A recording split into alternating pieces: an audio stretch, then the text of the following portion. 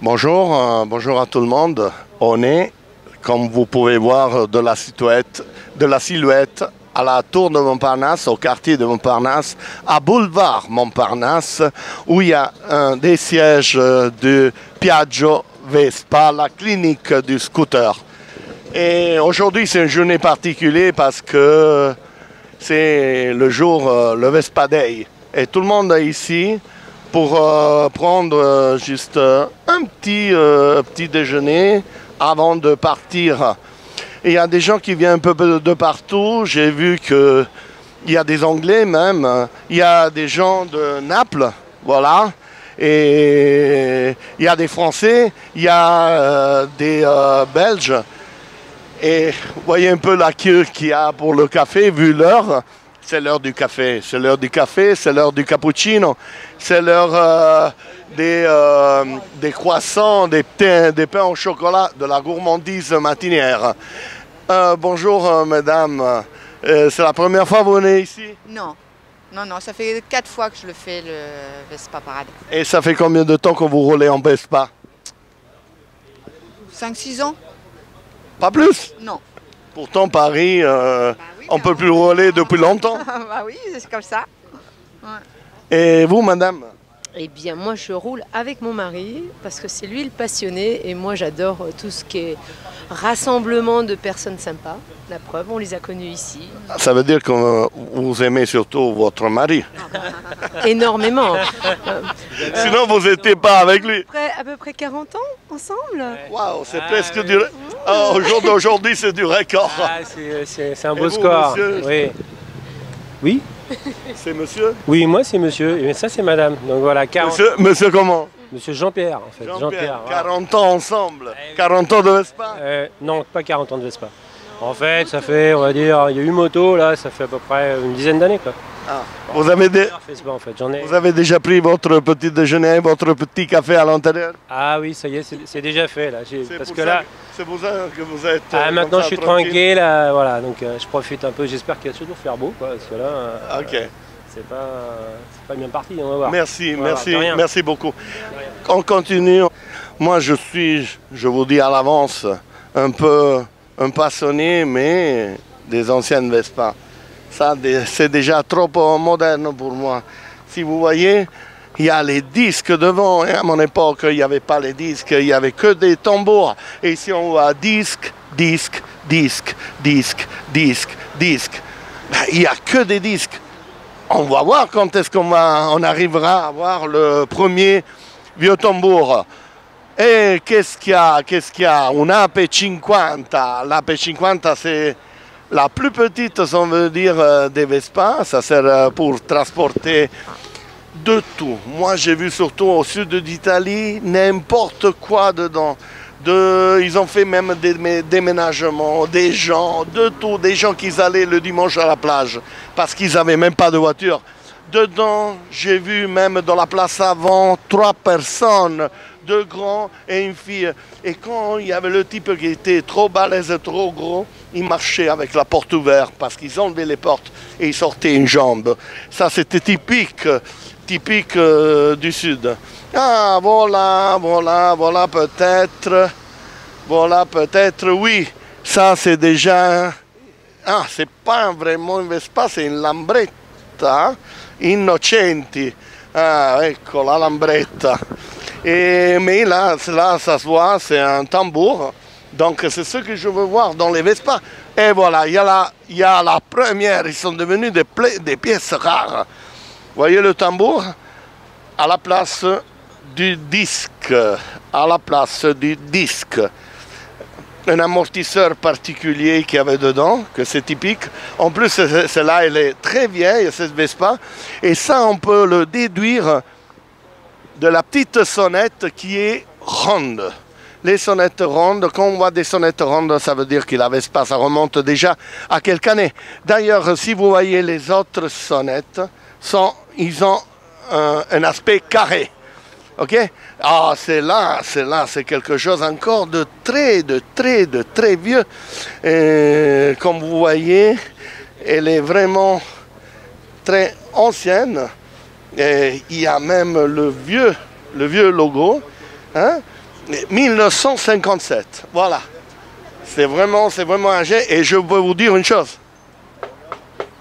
Ça, c'est du costaud. C'est la grosse différence qu'il y a entre une Vespa d'aujourd'hui et une Vespa avant. Avant, c'était de la lamière double qui il se pliait, mais c'est très difficile à se casser. On pouvait toujours la réparer, la redresser, la repeindre. C'était toujours en marche. Aujourd'hui, le produit, bon, pour des questions même d'économique, du poids et tout ça, c'est presque du plastique. C'est une autre histoire, vous voyez. C'est différent. Même ici, regardez. Attendez. Il y a quelques Vespa qui a même le garde-boue en plastique. Ah, voilà, il y en a une encore qui mérite notre attention. Cette Vespa-là, je ne sais pas à quel âge remonte, mais elle a l'air d'être très ancienne parce que regardez, et là, le siège du pilote avant et arrière séparés. Au lieu d'avoir le siège tout entier, là, il y en a une autre, mais peut-être c'était celle-là d'avant. Non, c'est pas celle-là d'avant, mais c'est quand même, vous voyez, une autre qui est, comment dire, on peut dire un Paris, style Paris-Dakar. Oui, quand les grands Vespa affrontent des grands voyages, parce que vous devez savoir que même si doucement, vous roulez tranquille et longtemps.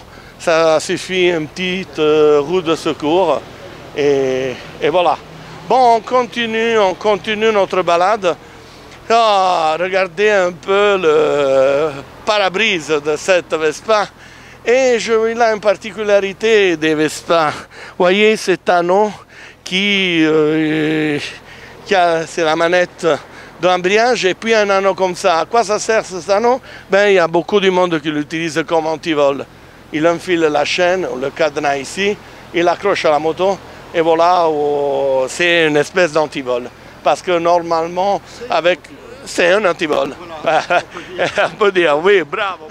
Le tabou, cette Vespa. Oui, ceci est un antivol. Ouais, c'est parce que l'antivol d'origine je sais n'est pas très fiable. Je ne sais même pas s'il y en a un d'origine. Oui, normalement, il y a dans la clé quand tu fais clic. Ah, mais ça c'est le Neyman, oui.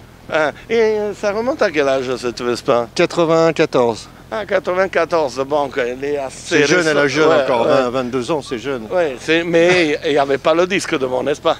Ah non, non.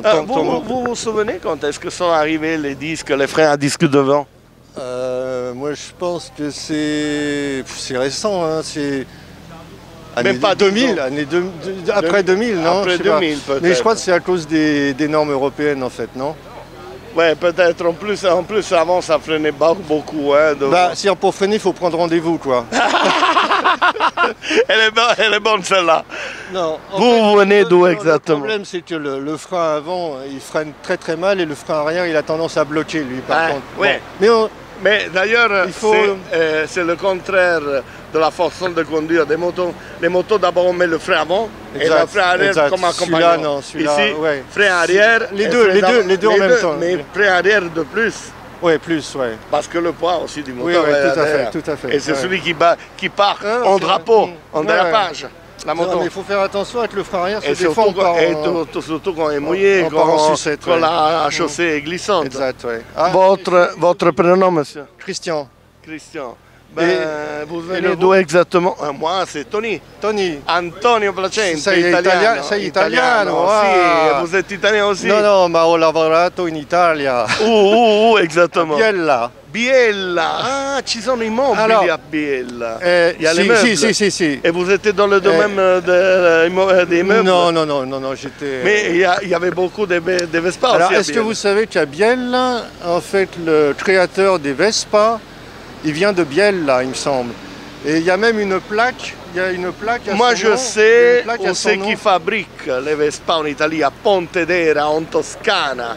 Oui, mais là où le créateur, l'ingénieur qui a créé la Vespa à l'origine, Il vient de Biella. Vous venez de m'apprendre quelque chose, je me suis jamais posé la question. J'ai rencontré un autre Italien, je lui ai appris aussi la même chose. Eh bien, ça veut dire que...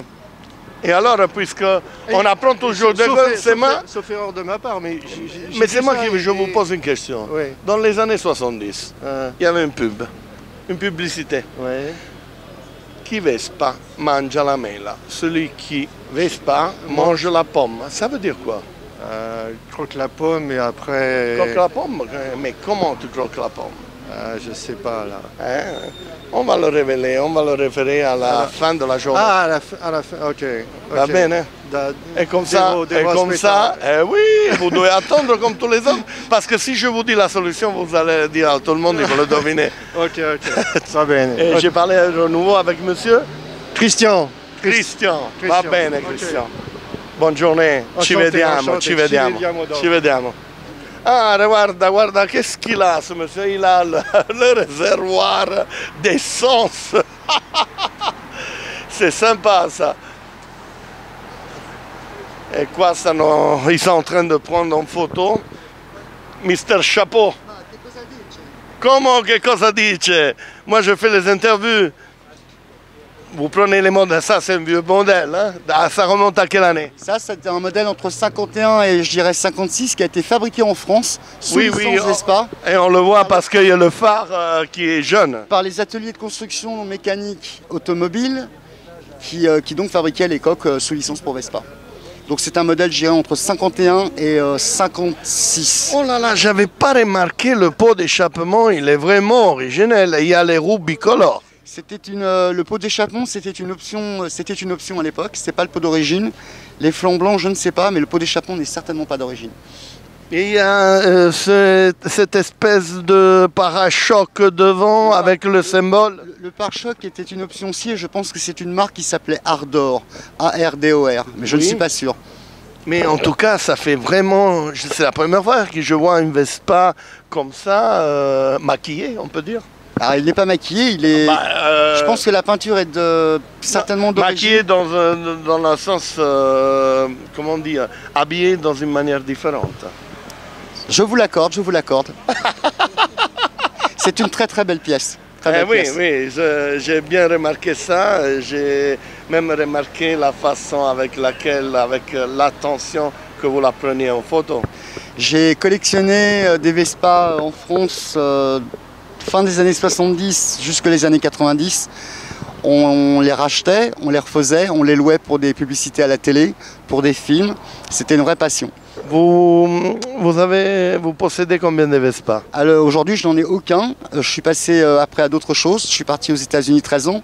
Quand j'étais aux États-Unis pendant 13 ans, j'ai acquis 3 Vespa là-bas. C'était assez dur à trouver et assez cher. Mais bon, j'ai toujours gardé l'esprit Vespa. Je pense qu'un de ces jours, je vais certainement m'en prendre un. Votre occupation principale, c'est la photographie? La photographie. La photographie, et ce qui est intéressant dans la photographie, comme dans les scooters, c'est ça rallie les êtres humains. Un Vespa, le Vespa est un véhicule qui a été vendu plus dans le monde entier. Et ce qui est intéressant, c'est que ça rallie tout le monde. Et pourtant, il avait un concurrent qui c'était l'Ambretta. L'Ambretta, mais le Lambretta n'était pas fiable. Le moteur était central, il était moins fiable. Il a été beaucoup plus vendu en Italie, en Espagne, en Angleterre. En France, c'était un petit peu comme ça. Mais je voulais en revenir aux scooters en général, puisqu'on parle de Vespa. La Vespa s'est vendue à des millions d'exemplaires dans le monde entier. On en trouve sur tous les continents du monde. C'est un des plus beaux cadeaux que l'Italie a fait au monde entier. Et donc c'est quelque chose qui touche l'humanité. Je suis tout à fait d'accord avec vous. Mais monsieur, puisque vous êtes un passionné, suivez-moi un instant parce que j'ai vu un modèle à la fin qui a des pièces chromées. Mais qu'est-ce que c'est? Une adaptation C'est ce que les Américains appellent un custom. Alors, ça veut dire que je pense que c'est un Vespa PX200 à l'origine, mais il a été transformé des pieds à la tête. C'est-à-dire que ça, c'est un porte-bagages des années 50. les leviers, le propriétaire m'a dit que les amortisseurs étaient fabriqués par une marque française qui s'appelle Fournales, qui fabrique les meilleurs amortisseurs du monde.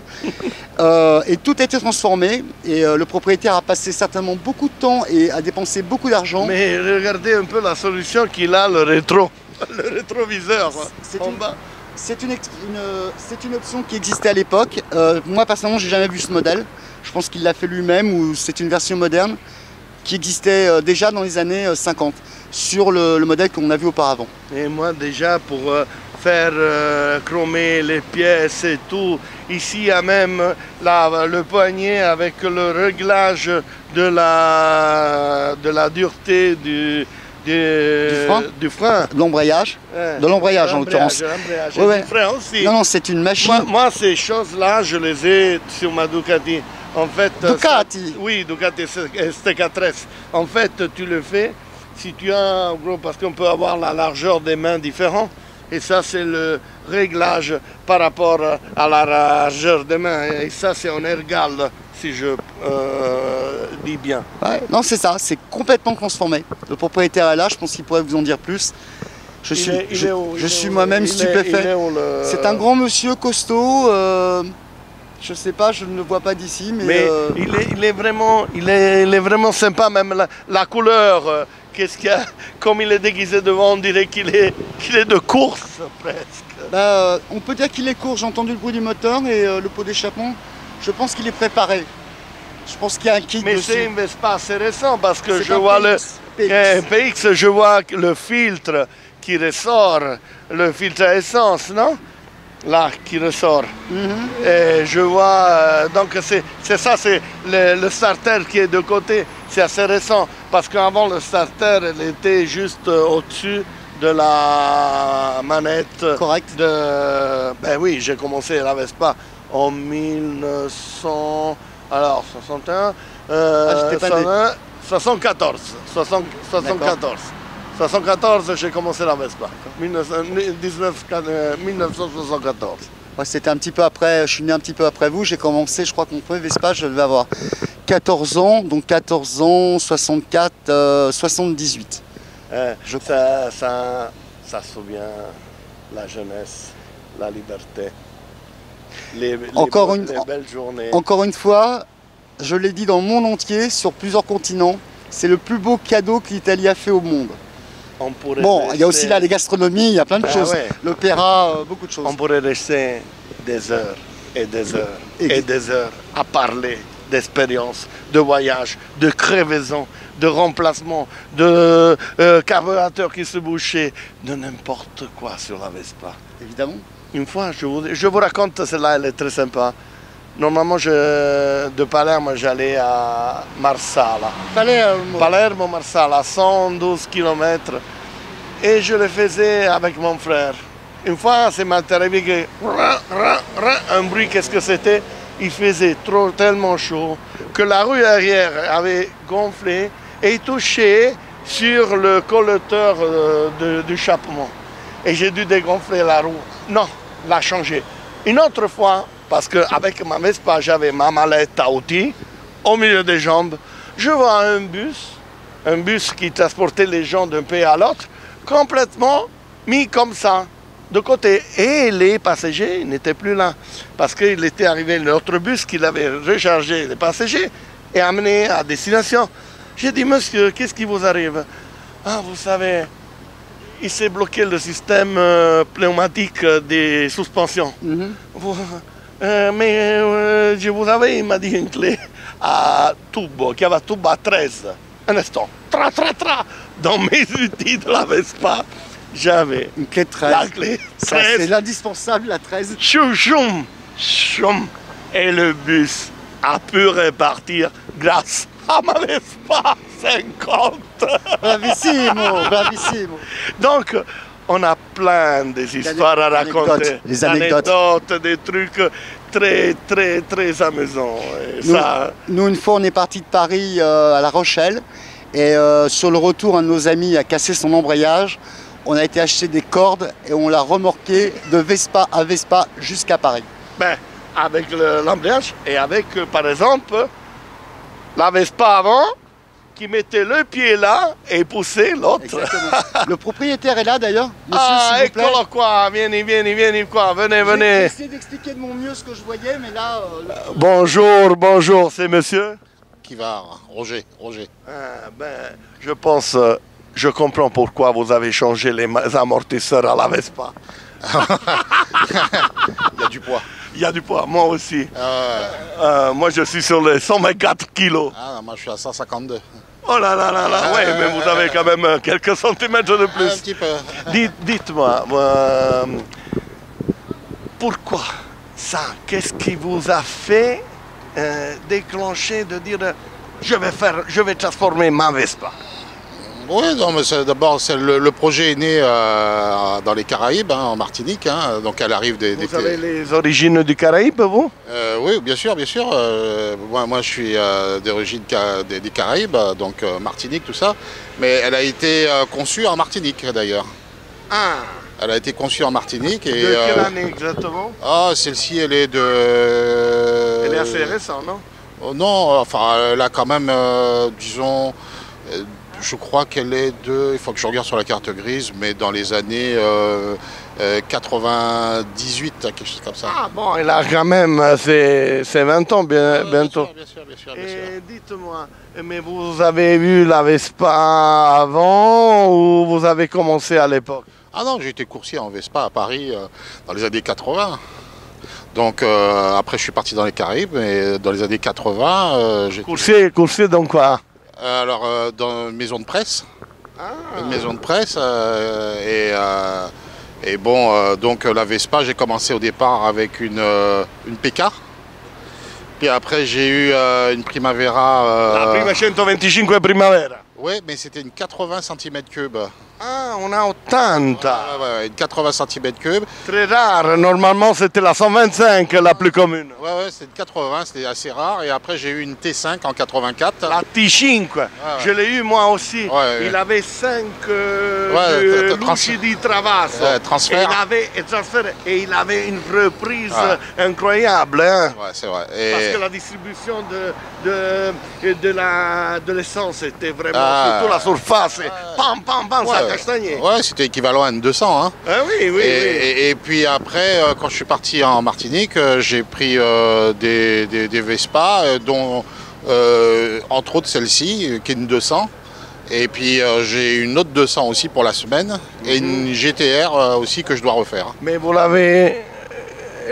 avez commencé quand à la travailler? Oh, il y a 4-5 ans. Il y a 4-5 ans. 4-5 ans. Et vous avez fait au fur et à mesure, vous cherchez...